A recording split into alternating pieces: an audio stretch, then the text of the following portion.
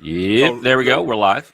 That's it. It's Flyers Game Day, brought to you by Betway. There's Brian Smith, Jason Martinez. Brian coming to us from the press box in Calgary. We'll talk about the catwalk in a couple of minutes. Team out for warm-up now? They are.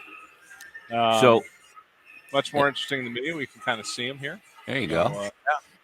We now, are. If I zoom in real close, I don't see Travis Sanheim. I can zoom in about that far. Is that better? Yeah, that's decent. Yeah. Yep. Nope. Our understanding is that Travis Sanheim will be a healthy scratch tonight. So okay. Back to 12-6. Ole Lixell is in the lineup, and it's along the same lines as when Rasmus Ristolainen was scratched earlier on this season. That they want to see more out of Sanheim's game, and they've given him plenty of leash in the coaching staff's eyes, and he has not quite taken advantage of that. So he'll sit tonight, and I would imagine he'll be back in tomorrow in Edmonton. It is a back-to-back, and it's a weird situation to do it twice, but yeah, that's the big news here today. Okay, so Sanheim comes out. He is healthy scratch for the game. Ole Lixell comes in, so that, like you mentioned, that brings us back to 12-6 because obviously Justin Braun stays in the lineup. So, yes, wow, what a development that is. He just signed the contract this year. It's a big deal. This is a big deal. It is, but it is it's a consistency thing. I think for John Tortorella, he is he's pulled guys for other reasons. Kevin Hayes, Travis Konechny, Rasmus Ristolainen, as we mentioned. There have been several occasions where so-called key players have been pulled out of the lineup because they're just not doing things quite right, and it's going to be another one here. You know what, Jason? I am looking again. He is out there now. I thought I was a little confused because I thought he was going to. So he is out there now. So I guess that does leave the opening here for him to perhaps not play in this game. But we will, I guess, have to see to just double check to confirm before the game gets underway. Yeah, he does have, I know, family out there. He played, he's from Western Canada. Yeah. So we'll see how that plays out. We'll see if he is healthy scratch. So this is an interesting situation. I can say with relative certainty that I don't believe that this particular coaching staff was aware that Travis played juniors here. I don't think that's going to change anybody's mind, but I don't think I don't think that was. It certainly wasn't a message sent to do it here because this is where he plays juniors and it's going to be more effective. It was a complete coincidence. But again, I don't think you can coach based on that. You got to coach based on your schedule. Yeah. Yeah, you can. And so we'll see where it goes from here. But I don't think it's not just Sanheim. I think that they want to see improve right now on defense. They want to see a couple of their defenders do things a little bit more, be a little more aggressive, especially jumping into the offensive side of things. Cam York is going to play on the left side again today, and so they want to see a little more from him. They just I don't know if it's a confidence thing or whatever, but he's just not quite jumping into the play the way he's been told he can do. They've told him go, and he's not going yet. So again, we'll see how he does tonight, but. That's what we're anticipating here. So we'll have to wait and see for sure what goes on when the lineups are final. Yeah, by warm-ups, it looks like Sanheim is a healthy scratch because York and Ristolainen are a pair, Provorov and Braun are a pair, and Sealer and D'Angelo are a pair. So it looks like Sanheim will be healthy scratched out of the lineup today. So we'll see how this plays out, though. I mean, that's kind of what we were anticipating. Yeah, wow. I mean, look at those D pairs real quick. You look at York playing the left side, Risto on the right, Provorov playing the left, Braun, who he's played with quite a bit actually over the last couple of years. Braun will be on his right, and then Sealer on the left with D'Angelo on his right. And as we predicted too, Bri, and I know Timmy was talking about this as well. Sam Ersson will get the start in this game. And, I lost Brian. There's Brian's back. Okay, we got Smitty back. I didn't realize you were gone. I was looking at my other screen. Just trying to get in and out of there before you notice, because you and I just developed a pretty significant delay, and I didn't want to deal with that for the next 15 minutes. So. Yeah. It's just kind of going through the D pairs, and we correctly predicted that Sam Ersson will get the game today, and Carter Hart will play tomorrow in his hometown of Edmonton. So Ersson gets the nod today, and I think that's a good thing. I'm looking forward to seeing him again.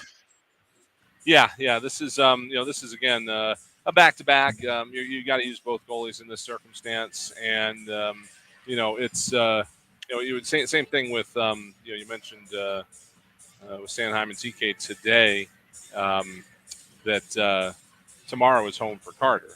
He's from Sherwood Park, Alberta. He played his juniors closer to Seattle and closer to Vancouver, but he is from an eastern suburb of Edmonton, so that's home for him tomorrow. So obviously, probably I don't know. I guess you would have to say a better opponent just based on who they have in their lineup. But you look at the record, and they're really kind of close. These two teams are. But this is a Calgary team right now that's desperate. They are on the outside looking into the playoffs right now. They got a couple of points to make up just to get back to a wild card spot. So you know that they're going to come at you tough today. That's there's no doubt about that. Yeah, I mean, they look at a Flyers team that's coming in 2-5-4 over their last 10 games, too, or not 2-5-4, 2-5-3 over their last 10 games, and a team that's struggling to score, averaging 2.2 goals per game. They're looking at it and going, okay, there's blood in the water here. We got to go out, and this is a team we have to beat, but their coach drives them hard, kind of like Torts. Daryl Sutter's a guy that's not going to let them come into this game ill-prepared and trying to take an opponent for granted, because Daryl Sutter, being that kind of coach, knows that Torts is going to try and get his team ready to play. And this is a tough time of year. But this team needs to respond today and control that element of it, of work ethic. Yeah, and this Calgary team has had some bumps in the road as of late, too, already coming into this one. So they're going to look at a team like the Flyers and say, hey, this is a team that we got to get some points against. They got to win over the Rangers here on Saturday. Overtime win last time out. But prior to that, they dropped contests to both the Red Wings and the Senators. Against those two teams, they got 1 out of a possible 4 points. They also lost to Detroit 2 games before that. So they had 2 games out of the last 5 against the Red Wings and lost both of them. They also lost to the Blackhawks in late January. So they have been leaving some points on the table without question here in Calgary. And so, that message, I'm sure, is ringing loud and clear that we've, against these teams below us in the standings for the Flames, they got to knock that off. So they got the Flyers here today. Then they start a 3-game road trip in Arizona. So you can bet they're looking at these 2 games as kind of must wins for them. Yeah, that Ranger game had all the ingredients of being a great second game of the season between the Rangers and the Flames. Problem was, a bunch of the guys got traded. You had that crazy game with the hit that Huberdeau put on. Who did he hit in that game? He destroyed somebody. I can't remember who it was off the top of my head. What Heedle was it? No. Who you're talking about? I don't remember who. Yeah, he caught somebody just with he caught Kadri with that unbelievable hit. And then later in the game, of all people to take a monster hit, you don't expect the opposition to go after Milan Lucic so often. Sammy Blais did that, but he's no longer with the Rangers, so he wasn't in that game that night. Yep. So that's big difference. The season, right? Yep. Leading the way for this team, they had 3 players last year that were all over plus, I think, 60 on the season, which was nuts. In Lindholm, Gaudreau, and Matthew Tkachuk. This year, Lindholm, without those 2 line mates, certainly hasn't had the same level of production and chemistry. In 54 games, Lindholm's got 49 points, 16 goals, and 33 assists. They do have Toffoli. They grabbed Kadri this offseason. He's got 41 points in 56 games. But maybe the most disappointing here is Jonathan Huberdeau, who has 10 goals, 28 assists, 38 points in 53 games. I mean, he was a guy last year that was getting a lot of conversation about the Heart in Florida. Yeah, and it just goes to show how it's not an individual game in this league. It's a matter of building a good team and who you're playing with, and who do you have supporting you. Because when you have a situation like last year where everything is just clicking so well, it's not again because of individual players just suddenly having, stellar seasons, it's a good mix. And, that's why getting into the offseason when everybody said, oh, Gaudreau's got to come to Philadelphia. Well, I wouldn't want him in Philadelphia unless Huberdeau was with him or one of those guys because, now that they're split up, I mean, Johnny's at 52 points on the year through 55 games on a bad Columbus team, and Huberdeau's struggling here on a Calgary team that's, just hoping to make the playoffs at this point. So, that's just kind of an example of, how you can take a couple of guys here that have career years. If they're split up, they may both go downhill. Yeah, and their teams as well. That's the big thing. Let's hear from Torts earlier today. I know you were in this scrum, so Torts addressing the media earlier this afternoon. So here's what the head coach had to say in advance of this game tonight. Starting bullpen? First to start. And any other lineup changes? Still 7G or? No, Licks goes in. Yes. You mentioned with him, you're really working on just like educating him, going through film. Have you seen him kind of responding to the film sessions and everything? Who, Licks? Yeah. Well, he hasn't played since his last game, so we'll find out today. Moving forward from Vancouver, is that a game where you just maybe need a couple more details, a few more board battle wins, a few more sticks and lanes going into tonight? Not so much that. I just think we, would be surprised what the chances were. We did develop a number of chances. Some of them were from the outside. I think we need to get inside a little bit more often. I think the biggest difference in that game, they get a couple of deflection goals. We don't. I thought the best part of our game was the 10 minutes in that third period. Fourth goal took the wind out of our sails. I don't think it was so much the battles. I just think it's ending up getting just better offensive plays when they're available, and there were some available. You were initially, like after the game, pretty pleased at least the effort. Going into this game, what are the main things you're going to be looking for to judge whether the response is the right one? Yeah, we're just going to try to play our game, and against a really good team, probably a better team than we just played in Vancouver. Team fighting to get in, and just continue to work at our game. It's not so much response. It's just a consistency of doing the right things and who we are. I think the biggest thing for us is not to think about the wins and losses. Just get about our business to try to become who we are more consistently in a 60-minute game. Have you had the chance to talk to the guys yet? And does it feel like the locker room has been resilient heading into this game?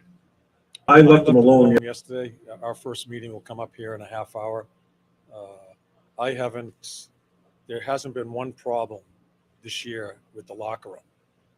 With all the ups and downs that we've gone through, I haven't seen many problems in that area, so I don't expect any. I think they'll play. I'm not sure what the result's going to be, but I think they'll play the right way. All righty, there he is, head coach John Tortorella addressing the media earlier today. He was a bit coy when it came to Licks will come back in. Licks will come back in. Not saying at that time earlier. I'm not sure what time that happened at today, Smitty. You can lend some timeline to that. But 11:45 here, so 2 o'clock game here, so 2:15 before the game. 2 hours 15 minutes before the game. Yeah. So I mean it was I don't know. We knew it was coming, but the question wasn't asked. So yeah, I mean I knew it was coming. Some people go, "Why didn't Torts say it then?" Well, it wasn't asked. Like, who was coming out? It's Travis Sanheim who's coming out, who playing close to home and where he played his junior, and he comes out of the lineup today as a healthy scratch, and it's a big element of this game today when you're talking about Travis Sanheim, and there's Smitty showing the. Yeah, we can do a quick tour here before we hit the radio. That's the catwalk, right? So, what you're seeing here, first, if you look past the catwalk on the far side, you see a light. You see a white sign with a light over it. That's the back of JJ's head. So that's where TV is. TV and Timmy and Coatsy will be over there. To get over there from here is where this little catwalk comes in. I say little. It's actually pretty big.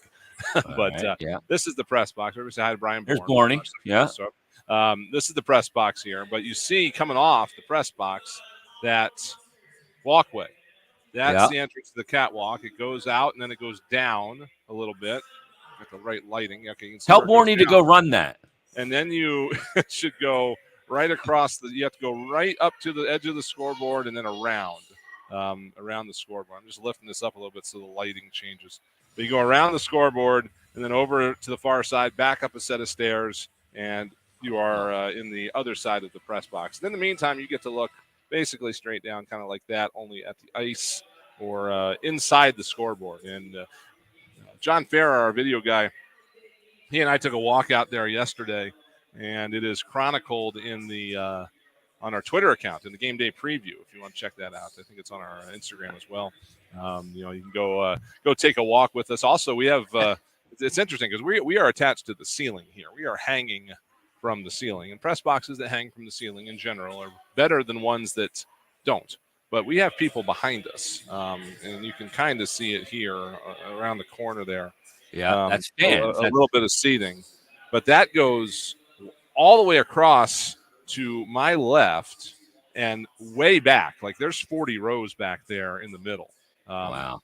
So it is quite the sight. And again, in our game day preview, we made the trek up there to that last row, and it was a workout to get up there. It's very Spectrum-esque up there because it reminds me a lot of the open coming here, by the way. row. All right. We're joining a little early here today. Okay.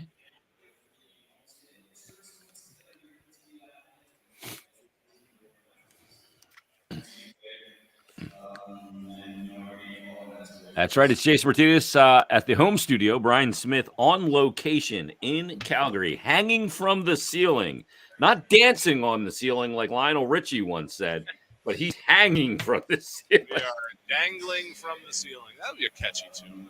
Yeah.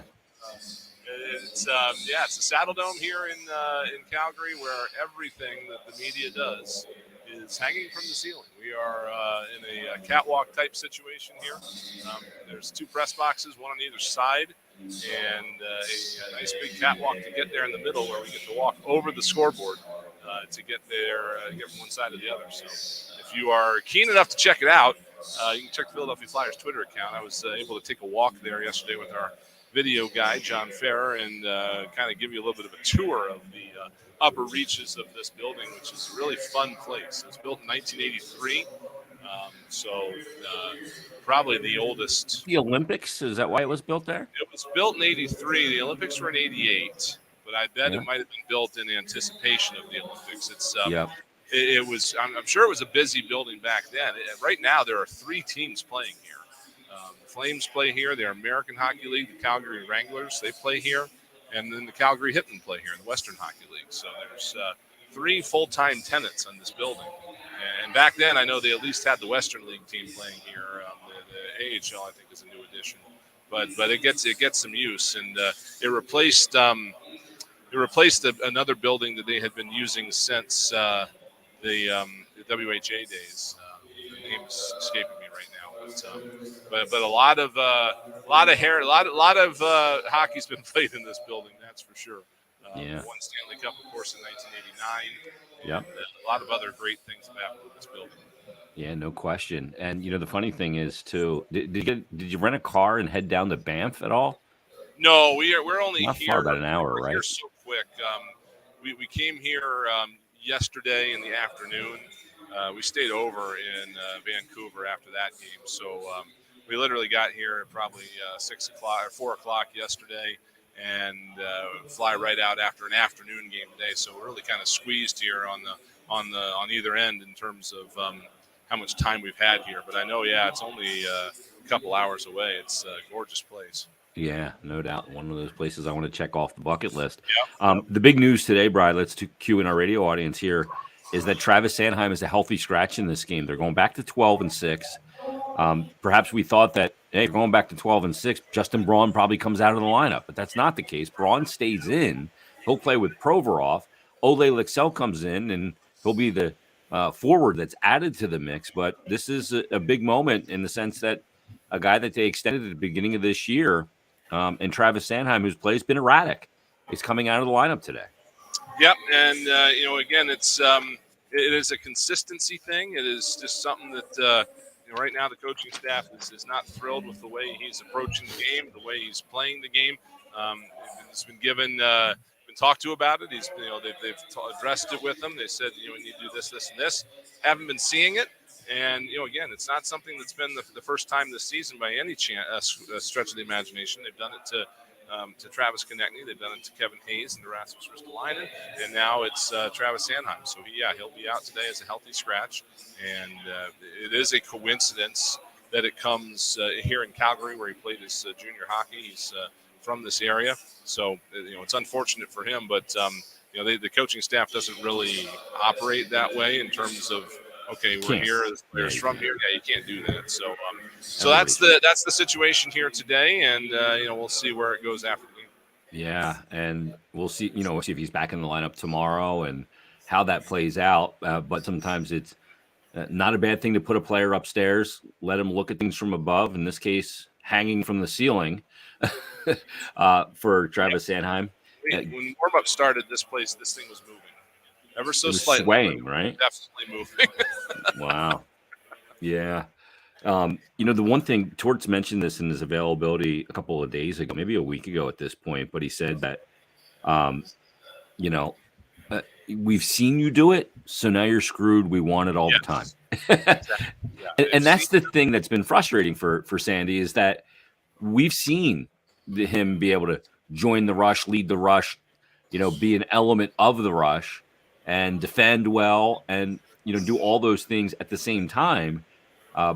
And when you see it, that you do want it. You want it more and you want it often. Yes. You want it more consistent. And that just hasn't been the case. That's what leads to this decision. Exactly. Yeah, they have seen it from him this year. They've talked about it at the beginning of the year how they wanted him to be one of those guys that that found the next level of his game, that jumped in and was a game changer and things of that nature. And it was there for a little while, and now it's not again. And so that is why it comes down to this particular situation. And again, it's a complete coincidence that it's here in Calgary, but it kind of manifested itself in the Vancouver game a little bit. Just coverage is not consistent, not effective really, and they want to send that message that it's got to be done the right way on a night in, night out basis. So that's what brings us to this point. Yeah, and in this game tonight, on this road trip, they're 2 games in. They've played 2. Each were 6-2 losses. Both looked markedly different from each other, however. And 12 total goals given up, including 2 empty net goals in that last game, and only 4 scored. Scoring has been an issue, and the only 2 goals in the Seattle game were from Travis Konechny. But Sam Ersson gets the start today, and he's played now in 8 NHL games. He's got a .913 save percentage in that time, a 2.5 goals against average. And you combine that with, and Lehigh this year, 26 games played. So he's played a good chunk, 2.58 goals against average and a .911 save percentage. Performed very well here with the Flyers. And we'll see if he can provide a little shot in the arm for him. He's got a 5-0 record as an NHL goaltender. He's appeared 8 times in the NHL. He's got 3 non-decisions, including his first game, which was against Carolina. And then he's come in relief a couple times as well. But Sam Ersson comes in today. Carter Hart likely to get tomorrow in his hometown of Edmonton. Yeah, and this whole situation, I'm fairly certain, was planned. So that what that means is that Sam Ersson is probably known about it here for a few days, I think. I don't think it's a situation where he just found out yesterday that he's going to go today. I think that this was this was on the books here for at least the last few days. So that means he'll come in and be able to mentally prepare over the last couple of days, knowing this was going to be his game. And it's always better for a goaltender when that's the situation, as opposed to finding out in a morning skate or something like that hey, now you're going today, especially when you're not the regular guy. So hopefully everything is in his favor for a good contest. Yeah, let's look at the line combinations. Lixell draws back in, as we mentioned, for this game. Here's the line combinations, at least from warm-up out in Calgary. Here you go. It's Frost centering Van Riemsdyk and Konechny. You got Lawton centering Hayes and Tippett. Cates centering Delaurier and Brown. Farabee centering. Yes. Yeah, you heard that right. Farabee playing center on the fourth line with Ole Lixell and Wade Allison. So Yep. got a little bit to unpack here. Farabee Yeah. moves back into the middle, and if he doesn't play well, you got to think that maybe he could be a healthy scratch. This is definitely a sign to him as well. Yep, it is, and there's again, a little bit of an adjustment here overall, just from the standpoint of you're getting Lixell back into the lineup. He needs to be on a wing, and so how are you going to kind of move things around? But they have liked the combination of Delaurier, Cates, and Brown, and that of course puts Brown out on the wing. So you have a couple of options there. You either roll him back to center, or you leave him out on the wing and you put Farabee at center. So that's what they're going to try here tonight. No guarantee it's going to stay this way the whole game, but that's how they're going to start. And they'll get a good look at Farabee in this particular situation. Yeah, maybe it provides a little bit of versatility in the face-off dot as well for that line. Yeah. Having Brown out there to be able to take draws along with Cates, who. If he gets thrown out the draw, just throwing Wade Allison to the dogs at that point. Well, yeah, if Cates gets thrown out, though, you can throw Delaurier in there. Right. Yeah. Oh, I'm sorry. Yeah, I thought you meant, consistency on the third line, definitely. Yeah. Yep. Gives you a little versatility based on the side of the ice. Exactly. Yep. Oh, well, I'd like to see Delaurier. Maybe if Cates gets tossed and Brown gets tossed, then Delaurier comes in for a draw. I don't know that we've seen penalty these days, isn't it? Yeah. If you get two, it is. Yeah. Yeah. That would be a delay of the game penalty. Yeah. So, I think this is an important game today, though. So, the team has to come out and play hard. If you don't play hard against these two teams in Calgary and Edmonton tomorrow, you're not going to have a chance to win. So that's going to be first and foremost. Very hungry Calgary team. A lot on the line. They need some points. And so, the Flyers are going to have their hands full here today. No question about it. All right, it's Tim Saunders, Steve Coates. They're hanging from the ceiling on the other side from where Smitty is, and they will have the countdown to face off, followed by all the first period action between the Flyers and the Flames. Interesting lineup. No Travis Sanheim in this game today. Ole Lixell draws back in. Sam Ersson gets the start. Countdown to face off coming up, followed by all the first period action. You've been listening to Flyers Game Day, brought to you by Betway on the Flyers Broadcast Network.